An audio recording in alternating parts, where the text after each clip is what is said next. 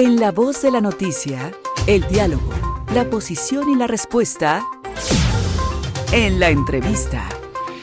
En la línea telefónica le agradezco muchísimo al profesor Mario Rosales Betancur, analista político y académico de la UNAM y de la Autónoma Metropolitana. Qué gusto saludarlo, profesor, muchas gracias.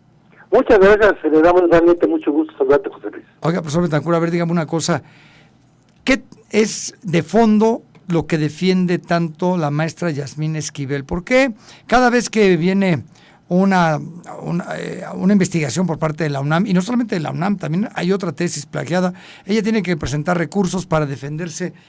¿Qué es la conclusión que usted saca de todo esto? Mira, lo primero que saco es que hay una terrible evidencia de que el principio fundamental de que la ley tiene que ser igual para todos no se cumple. Esto es, la ministra ha utilizado distintas vías. Hay que recordar que la primera que utilizó fue la vía penal, y mientras que alguien que presenta una denuncia penal puede tardar años en que le resuelvan, aquí de inmediato la Procuraduría, la Fiscalía ahora supuestamente autónoma de la Ciudad de México, señaló rápidamente que el culpable era el señor Edgar Báez, y que ya había prescrito el delito y que por eso no se iba a proceder penalmente contra él, y resolvió dejando a la ministra totalmente exonerada en algo que hubo muchas dudas, porque después se dijo que no era cierto, que fue falso, y todo en razón de que quien había resuelto inicialmente era la propia FES Aragón. Entonces, ante una decisión en la que hay algo que es lo más evidente y lo que no se puede negar, que primero se presentó la tesis de el abogado Báez, sí, y después, mucho después, la de y que no pudo haber sido plagiada, y sobre todo en esa forma.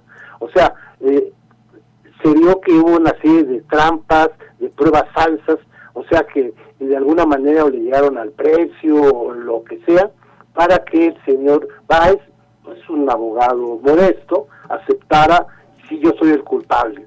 Claro, sin explicar cómo. Es imposible desde un punto de vista lógico que alguien pudiera plagiar una tesis ya hecha, claro, y que se presentó después. Después vino de nuevo las presiones contra el rector. Primero, ¿por qué no resuelves? Cuando ya está haciéndose una serie de acciones, incluso tuvo que quitar al abogado general, porque el abogado general había dicho pues que la universidad no tenía los medios legales para retirarle el título. Pues de repente dijo: bueno, vamos a hacer este procedimiento, y entonces la ministra actúa con otro segundo método, que es el poder en el que ella es parte, que es el Poder Judicial Federal. Ahí se llega ante un juez de distrito, después a un tribunal colegiado, y el tribunal colegiado, después de mucho tiempo, pues resolvió que era improcedente el amparo que estaba pidiendo la ministra. Pero cuando ya se había resuelto que evidentemente no había ninguna afectación a sus garantías de la ministra, salió ahora otra vía más, que es la vía del derecho civil, ante los juzgados de la Ciudad de México, por daño moral. Entonces el juzgado de la Ciudad de México está diciendo que para que no se le pueda ocasionar un daño moral, para empezar ya daño moral con todo lo que ha pasado, pues es difícil pensar que se pueda provocar.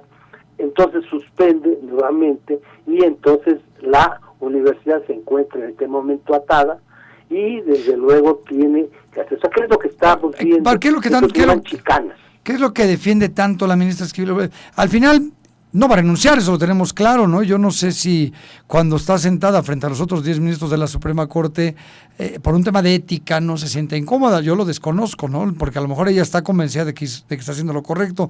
Pero ¿qué es en el fondo lo que defiende, profesor Betancur, sabiendo que hay una investigación de por medio? ¿Qué es lo que defiende? Pues los puestos, los cargos y las posiciones que tiene el presidente López Obrador en la Corte. Claro. En este momento, el problema serio que puede afectar muchísimo la división de poderes en nuestro país es que con 4 ministros que sean incondicionales de Andrés Manuel López Obrador, no va a proceder ningún recurso de inconstitucionalidad. O sea, va a acabar con la posibilidad de que la Suprema Corte actúe. En este momento, ya tiene 3. Eso lo vimos precisamente en esta histórica resolución en materia de la Guardia Nacional. O sea, que tiene a la ministra Ortiz, que incluso ahorita negó algo que verdaderamente es una violación a los derechos humanos, o sea, al no permitir que INAI pueda sesionar con solamente 4 integrantes. Tiene desde luego a la ministra Esquivel y desde luego pues ya al expresidente de la propia Suprema Corte. Entonces, él contaba con un voto porque también había propuesto a Juan Luis González Alcántara y Carranca. Juan Luis, para mí, mis respetos, es un académico que yo conozco, él es mi amigo desde hace muchos años. Él era el presidente del Tribunal Superior de Justicia cuando López Obrador era un jefe de gobierno. Sí, entonces actuó muy honestamente porque ante las presiones del entonces presidente Fox actuó conforme a derecho. Oiga, entonces, no me queda 2 minutitos. Dentro de todo esto es un hecho de que por lo pronto los ministros que están en la Suprema Corte, incluyendo a Yasmín Esquivel, se van a mantener lo que dura este sexenio. Ya veremos qué pasa después, ¿verdad? Si llegue quien llegue a la presidencia, o más bien si llega un presidente de la oposición o que no esté de acuerdo con López Obrador, pues busque hacer algún cambio en el caso de Yasmín Esquivel, ¿no? Sí, exacto. Aquí, ahora, de todos modos, si saliera la ministra Esquivel, el presidente es el que tendría la posibilidad de proponer quien lo sustituyera. O sea claro. Realmente no es... Aquí el problema es que ya está encontrando, lo que tiene miedo es precisamente que si la cambia, a lo mejor no va a encontrar a alguien que sea un incondicional, como lo es Loreto Ortiz, por ejemplo. ¿Y la UNAM está siendo muy afectada en todo esto? Sí, bueno, porque finalmente la UNAM le ha ido como el cuetero. Primero por no decidir.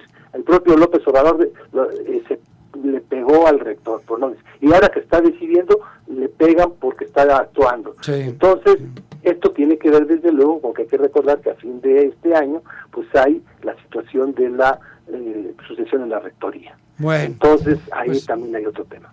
Pues ahí vamos a seguir este tema de cerca porque todavía falta mucho en todo este como dicen los españoles, profesor, en este culebrón, ¿no? En esta gran novela. Le mando un abrazo con todo respeto y muchas gracias. Muchas gracias, Mario Rosales Betancur, analista político y académico de la UNAM y de la Universidad Autónoma Metropolitana. Ahí tiene usted el caso de la ministra Yasmín Esquivel.